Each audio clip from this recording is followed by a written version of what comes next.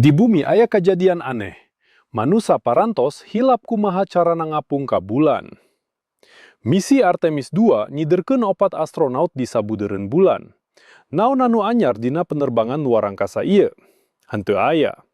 Loba di antara anjeun acan lahir nalika astronaut munggaran ngapung ka bulan. Dina tahun 1968, 3 jalma ngider di sabudeureun bulan. Proyekna disebut Apollo 8. Sanggeus satengah abad, jalma-jalma ngulang deui anu parantos dilakukeun. Dina zaman baheula, manusia pisan giat nalungtik bulan. Dina tahun 1960-an, ampir unggal bulan aya alat anu diluncurkeun ka bulan.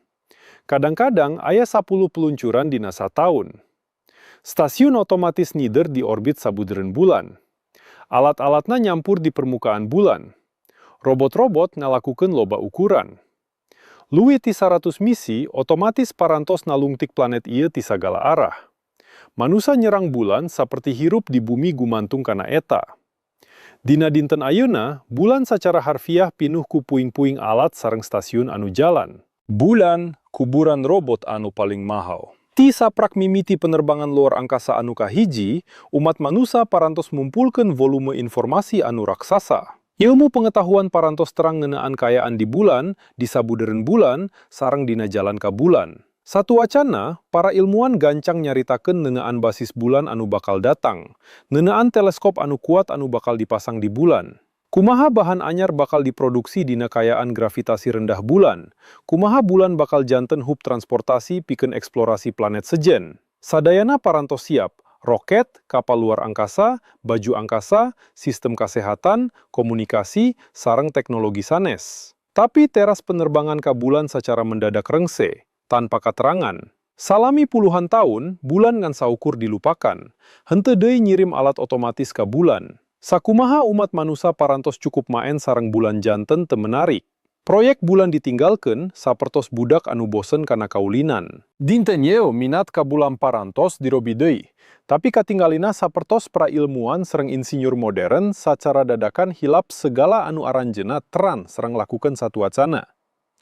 Naha nyieun roket anyar Space Launch System, satu wacana aya roket anu sae Saturn V. Roket ieu kalayan hasil anu sae ngangkut jalma ka bulan. Ayeuna urang ngangkut astronaut sareng barang ka Stasiun Ruang Angkasa Internasional nganggo kapal anu dirancang dina tahun 1960-an. Aranjeunna ngalakukeunana kalayan sae. Desainna parantos diuji dugi ka tingkat kapercayaan anu paling luhur. Naha ngumpulkeun roket anyar tina bagian Space Shuttle, Wernher von Braun ngawangun roket raksasana Saturn dina 5 tahun. Von Braun henteu ngagaduhan kalkulator. Anjeunna ngagaduhan kulman sareng penggaris. Sareng saatos 5 tahun, roket anu kuat ngagero di meja peluncuran, ngaluarkeun aliran seuneu. Space Launch System didamel salami 10 tahun. Nagabungkeun diduga desain anyar tina bagian Space Shuttle. Ditung nganggo komputer super kuat, sareng teras-terasan ngalambatkeun waktu siapna. Pangwangunan Space Launch System naluarkeun anggaran nagara leutik. Dina akhirna, umat manusia henteu nampi nanaon anu anyar. Nan mulang naon anu parantos dihontal lami. Misi samemehna Artemis I mangrupikeun lengkah anu langkung aneh ka tukang. Ieu mangrupikeun penerbangan tanpa pilot. Kapal ngorbit bulan sareng balik ka bumi. Dina kapal, aya boneka-boneka anu nganggo rompi pelindung. Di jero boneka-boneka ieu disumputkeun seueur sensor pikeun ngukur radiasi sareng beban. Siga urang masih teu yakin, naha manusia bakal salamet dina perjalanan ka bulan sareng balik. Tapi pangaruh penerbangan ka bulan kana awak manusia parantos lami dipelajari dina seueur jalma. 50 tahun kapengker, 24 jalma parantos nganjang ka bulan sareng sabudeureunana. Sadayana salamet saatos penerbangan.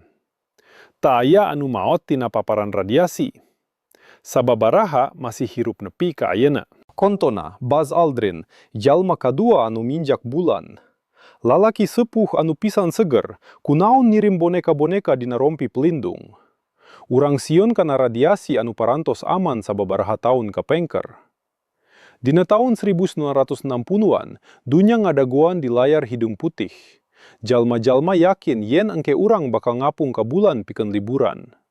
Perjalanan wisata ke planet sanes, sigana janten masa depan anu paling caket. Lami parantos langkung ti satengah abad. Tapi bulan pikeun urang ayeuna, sarua teu kahontalna, sapertos pikeun jalma-jalma abad pertengahan. Naon anu kajadian? Ieu sanes kamajuan. Ieu remake film sapertos di Hollywood. Pangambilan deui plot heubeul pikeun pemirsa ngora. Kawayan tambahan efek khusus anyar. Sakumaha anu sabenerna, seri misi Apollo mangrupikeun pagelaran teater. Turuna jalma ka bulan dicandak di paviliun. Ieu jelas katingali dina foto resmi. Tapi hal anu paling penting nyaeta, pikeun penerbangan jalma ka bulan henteu peryogi roket super berat. Sabaraha kaget, terus kunaon aranjuna dijieun?